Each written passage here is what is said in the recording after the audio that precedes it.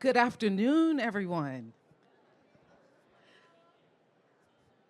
Because I'm emceeing, I'm going to say this is the most exciting part. Welcome to the Smart City Expo USA Pitch Battle. I am your host this afternoon. My name is Gina Blaylock Ramcharan. I am the Chief Idea Curator at Idea Manufacturer, which is a boutique consultancy specializing in assisting small and mid-sized businesses. We have an exciting lineup for you, but first I want to introduce you, and I'm going to ask each judge to wave, to our esteemed panel of judges. We have Tony Sterrett, founder of Bad Girls Who Code.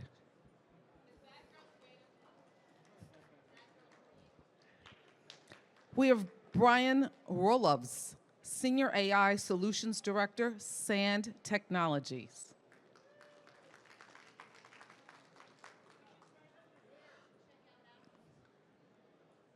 They're here on site. Check them out. We also have Dawn Barber, Industry Liaison at Columbia University School of Professional Services and the co-founder of New York Tech Meetup. And last but not least, Robinson Hernandez, NYSERDA.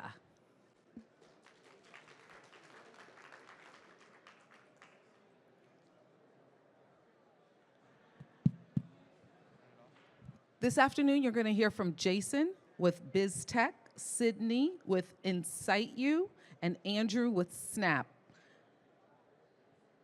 Competitors, you will have 5 minutes to pitch. The judges will have 2 minutes to ask questions. When you hear time, please stop.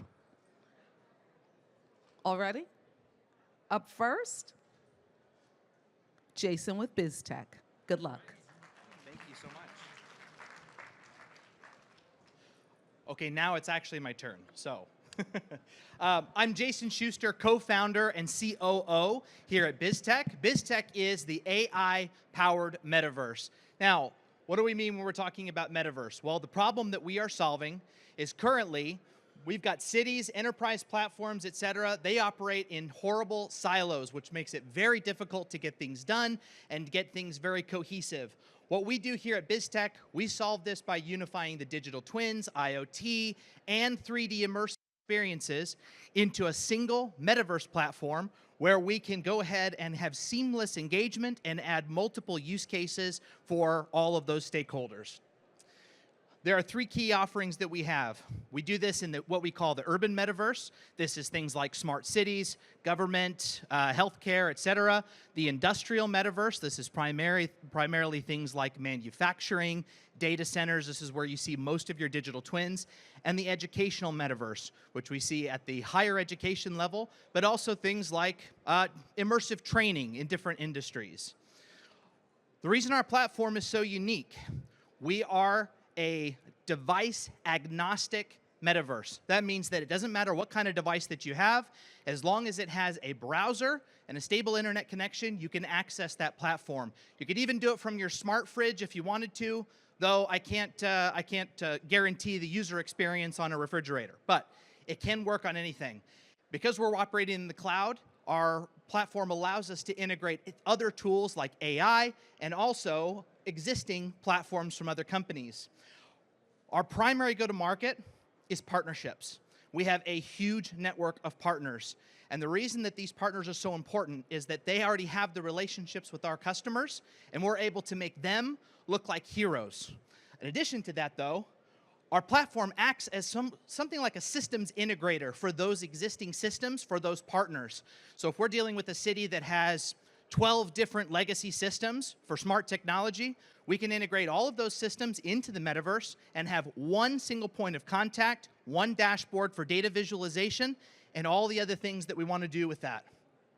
We have traction. This separates us from a lot of the other startups in our space. In the last 12 months, we've done over $1 million in revenue, but we already have over $20 million in contracts going forward this year. We're on track to doing 50. Our pipeline, our active pipeline, not leads, active, progressing pipeline is over $650 million. And this includes federal governments, country governments across the water, universities here in the States, state governments, and even organizations like the FAA. The market is huge. The market includes not just the metaverse itself, but it also includes things like digital twins because we're operating within that space. It also includes things like virtual training. It's over $500 billion today. It's growing at a rate of 25% per year, and we believe that obtainable market is about $15 billion today, but in 2030, much larger.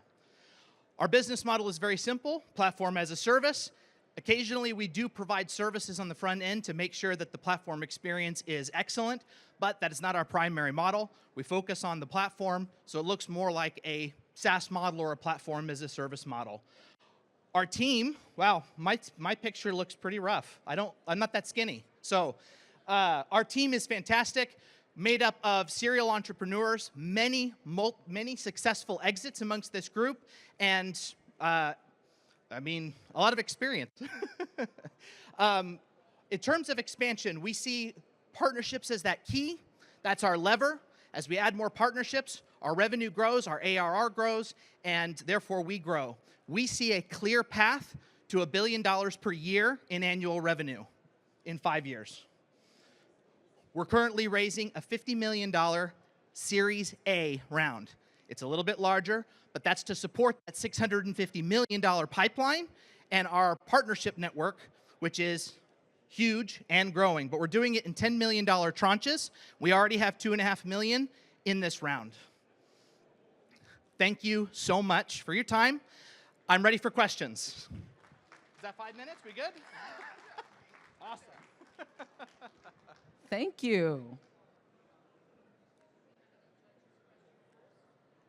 Judges.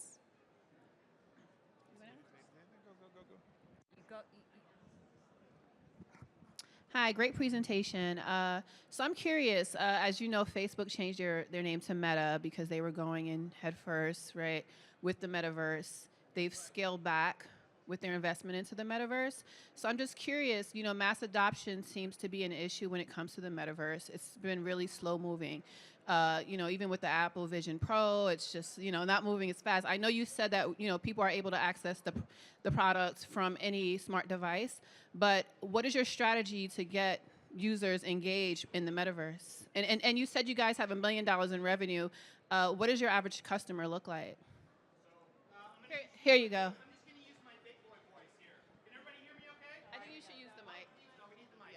All right. So, really great question. We do not rely on end customer engagement for our business model. We are B2B and B2G. So our customers are cities. Our customers are governments. Our customers are large enterprises. And they don't rely on millions of users using the platform to be successful. They have very specific use cases that they're looking for. In some cases, that does involve public engagement, but their success does not rely on mass adoption.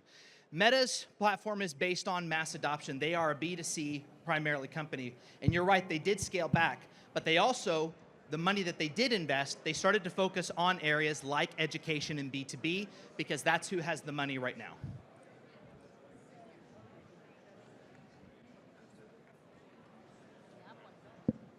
Thanks, great presentation. Just a quick question around, what's the use cases that these the users come to this platform for, and how do you make sure that they keep coming back to the platform and not just use it once off and go build a separate AI solution? So just interested to seeing what's that hook model for you? So, very good question. I'm going to answer that question by giving you one of our best examples of who's using this. We have a contract with a couple of NGOs and the Ukrainian government to help with the reconstruction of Ukraine. The Ukraine wants to rebuild Ukraine, but they want to do it as a smart country, not just rebuild. They want to rebuild it better than before. So their plan is to rebuild everything in the metaverse before they build it in the physical world. And that's not just the things that the country itself is building. That includes industry, data centers, roads, power, utilities, etc. They are going to design and build those things and operate them here in the metaverse first before they lay a single brick. So what keeps the customer coming back? They're using it during the planning process, and afterwards it serves as the visual interface for the digital twins that will be underneath that metaverse going forward. So there's the same reason that a customer would continue to pay for a digital twin. They continue to pay for this metaverse because, again, it's not a B2C metaverse. It is really for those stakeholders that are part of those organizations. Does that answer your question? Thank you. Wonderful. You are the man with the time. Doing my best. Thank you so much.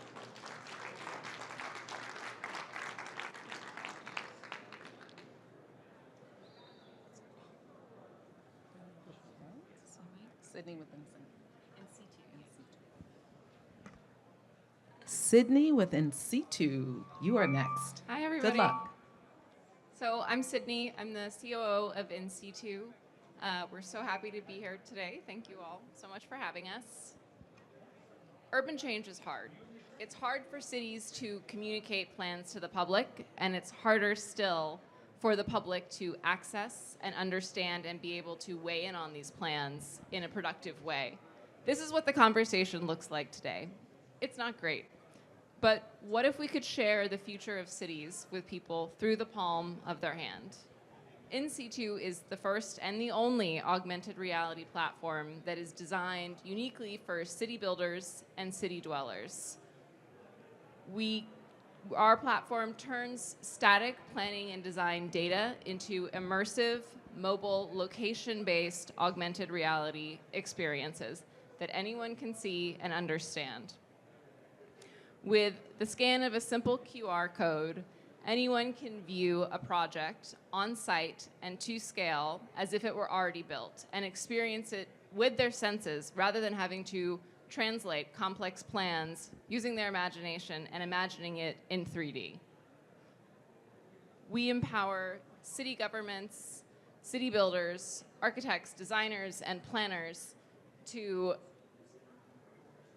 better collaborate with their residents and share and bring their projects to life around the process of urban change. We're harnessing the power of spatial computing to deliver complex urban plans in an accessible and intuitive format that is in a human scale that everyone can grasp. This is what our QR codes look like. So every project that is published on our platform, we create a QR code that could be shared with anyone, can be placed around a job site. Anyone walking by on the street can pull up a project and see it as if it were already built and understand immediately the impact that it has on the surrounding built environment and on the character of a neighborhood. And we've had an incredible year. We've rolled out integrations with some of the biggest software players in the game, with Autodesk and with Esri, and we have SketchUp coming down the line this month. Our community of over 700 creators have published projects in 46 countries, 26 states, and 60 US cities. And even more exciting than that, it has been amazing and humbling to see our users use our platform for use cases beyond even what we imagined. In Ohio, the Central Ohio Transit Authority used InCitu to help pass a ballot initiative to fund the construction of a new bus rapid transit corridor. And that actually, the citizens of Columbus voted to raise their sales tax to fund the construction of this bus corridor. In Tampa Bay, Florida, the Regional Planning Council uses InCitu to engage residents around the risks of sea level rise and how it impacts different building typologies, and also to advocate among the community for building code review. In Washington, D.C., we helped get the word out about a major mixed-use development, and that project directly resulted in a pilot that we're launching with the D.C. DOB this year, where we're directly integrating our API into their neighborhood notification system. And right here in New York, we have developers using our platform to get communities and council members on board with desperately needed affordable housing projects. And there are so many other more amazing projects that folks have published on our platform this year. I could talk about them forever. Our goal is to empower city builders and city dwellers to collaborate rather than to clash around the process of urban change. And we believe that by meeting people where they are and bringing planning back into its real-life urban context, we can restore trust between residents and local governments and the people who are shaping cities. And we can also work together to build smarter, more sustainable, and more livable cities for the future. Thank you. Fantastic. Thank you.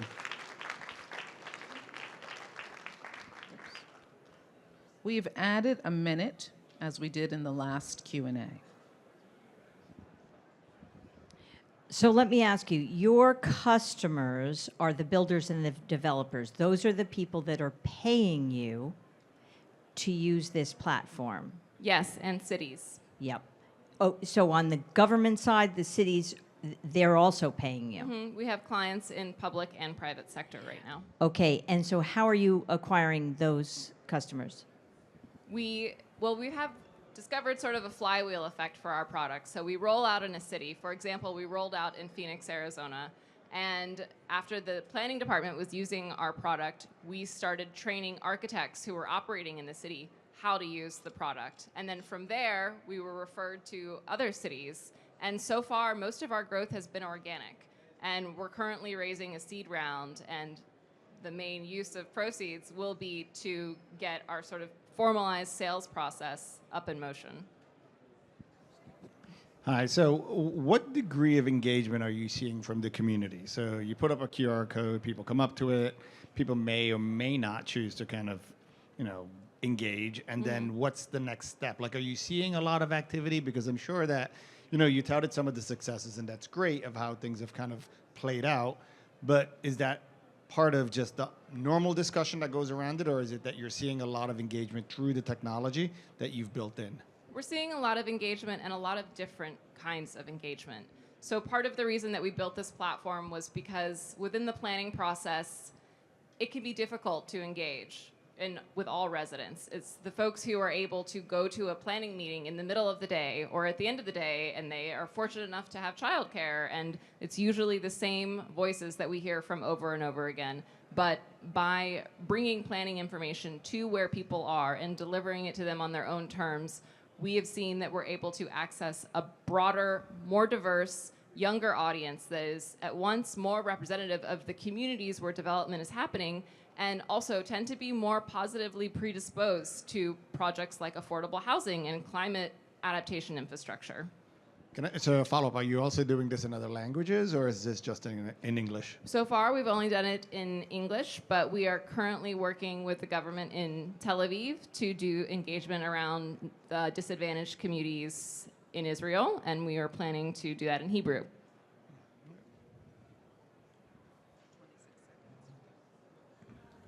Sydney, thank you. Thank you, everyone.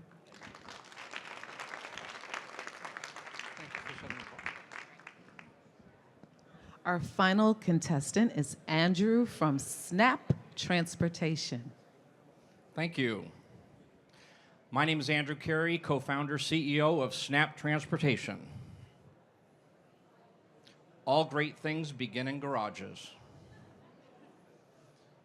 Here's the problem. There's 1.2 billion cars or vehicles on the roads today. That will go to 2 billion within the next 10 years, and there's nothing you can do about it. You can AI it, you can blockchain it, you can do just about anything in your apartment, but getting from your apartment to your next destination is going to be next to impossible. There will be economic gridlock before you know it, and that'll be in less than 5 years. That's what it looks like today. I want you to sit with it for a minute. Our solutions have been add another lane, build another bridge until you have inclement weather. And after you start to look at this, you will not be able to tell what city that is. But if you're pitching in Singapore, or you're pitching in Dubai, or Sao Paulo, or Miami, you really can't tell the difference until you're really concerned more about if your Amazon packages are going to get to the house on time. Doesn't matter if you have a Bentley or a Tesla, You all have the same problem. Environmental impact, environmental degradation, lack of sustainable infrastructure, traffic congestion, and then of course we can keep building out further and further and further. So what's been going on in the development, whether it's in city development, urban sprawl, or whatever, is that we've gone underground. We're doing everything we can on terra firma, batteries, EVs, autonomous vehicles, micromobility, and then all of a sudden we got like all excited about flying cars. 1,500 feet to 5,000 feet, and I can tell you the billions of dollars. Do you know how many flying taxis it will take to impact traffic congestion on a particular traffic corridor? You don't want to know. And then, of course, we can go to Mars. SNAAP Transportation is the only company in the world today that is focused on 16 feet above grade. So what do? Our philosophy follows a common philosophy. The future of mobility is about options, choices, and so we encourage, we don't say don't do something, we say we encourage everybody to take a part in the future of mobility. SNAAP Transportation is all about if you build it. So what do? Our mission is, and be clear, it's our mission, you don't get to define us. Our mission is to help alleviate the problems caused by 80% single occupant vehicles on roads today. So our problem is about single occupant vehicles. Our solution is a single occupant solution. We don't get it confused, so don't try to have us give you a 4 occupant vehicle. That's not our lane. Pardon the pun. Sustainable, non-stop, autonomous, affordable, and personal rapid transit. We have an elevated ribbonway, which I'll show you in a second. We have a single occupant pod. My co-founder, Cal Chamberlain, who you saw on the first slide, was insistent we say single occupant. However, we now call it a signature single occupant pod. We also have a dual occupant. We have an ADA, or for others, we would refer to it as people of determination pod. We also have a cargo pod for micro distribution. It runs on a dedicated elevated ribbonway network. Because we focus on lightweight mobility, is that we are able to build this in weeks and months for approximately $8 million a mile. Not $240 million a mile, which is the current estimate for rail, and a little bit lower for monorails. The future of mobility is exactly about integrated mobility systems. So if you're at Atlanta Airport, and by the way, that is a picture out the window of the passenger walkway as you go to the parking lot, SNAAP Transportation pods would be just another option. So you land at an airport, rent-a-car pops up. Are you going to take a rent-a-car? Are you going to take the SkyTrain? You're going to take SNAAP Transportation because all you're doing is going downtown. We're just another option. And there's your pod waiting for you. But if you're going to be flying, I had to do this one, sorry. But if you're going to fly in a taxi and you land at a vertiport, you would assume that you're going to have a black car waiting for you, and you'll pull out of that vertiport and you'll be stuck in traffic. We just want to provide an opportunity for you to have a pod waiting for you that'll take you 16 feet above grade on an elevated ribbonway network that'll take you from that vertiport either around to the international terminal or closer to downtown. That's time. Oh. Wrap it up. Okay. We have an incredible team. We have 6 letters of interest. I'll be at the AIM Congress in Abu Dhabi tomorrow or Saturday. And we have a pipeline approaching about $1 billion with a pent-up demand around the world. We have a functioning prototype now. It is battery power and solar charged. And there's stuff left on to stand because I'm running to an Thank you. airport. All right, so this is really exciting. I think we all want to have this Jetson reality in our lifetime. But I'm curious with these pods, you have the airport as an example. So question 1, I didn't see room for luggage. So if I'm using this to go grocery shopping or whatever things I might need, I mean, I use Instacart, so, but you know, some people still might want to shop in stores. So luggage compartments. Also, I'm just curious, if everyone is using a pod, wouldn't there still be an issue with congestion? Like, how would this alleviate congestion? I guess I want more clarity around that. Yeah. Remember, our definition is we help alleviate. We're not solving the problem. So as long as you stay in that area, we're not going to solve traffic congestion. We're just trying to release a little bit of it. And so if you do that, so let me answer the other question. If you're traveling on an airplane and you're doing one check bag and one other bag, you're fine. And again, we also have a dual occupant. Our pods platoon, so you could actually do cargo and have more. You could actually order a dual occupant, and so you now have more room. So there's a lot of functional, logistical options for yourself. And I forget the other question. That's enough. So our target is we can solve about 80% of the issues within our lane, so to speak, certainly. All right. So this is not a traditional form of transportation. So you're going to be dealing with a lot of permitting. How are you going to navigate that? So This is going to be a customized approach in every city you approach. We don't approach cities. So the first thing is to remove conventional wisdom about our go-to-market. So you can create a circus in your backyard and go start traveling the United States and have a mobile circus, correct? So our go-to-market is actually private sector first. We're already designing and surveying right now in private sector. Examples, a shopping mall, typically a privately held land, shopping mall, transportation hub, college university campus, entertainment sports venues, medical campuses, rehabilitation facilities. We have literally an exhaustive list. You're still going to have permitting issues. I tell you that as someone I mean, to some degree, but we avoid all that conventional stuff, and then the international market's far more favorable. Thank you so much. Thank you, ma'am. Thank you, everybody. Judges, you have 1 minute to deliberate. We're going to go over here. Okay. Thank you. Oh, thank you. Good job. Thank you. Oh, there you go. Thank you. So while our judges decide on which genius will win this afternoon, I just want to let you know what they're going to win. So this particular pitch competition is not about money. It's better than that. It's about social capital. One, the winner will walk away saying, I won the pitch battle at Smart City Expo USA. Social capital, super, super important. If you have the right social capital, you can get to the money.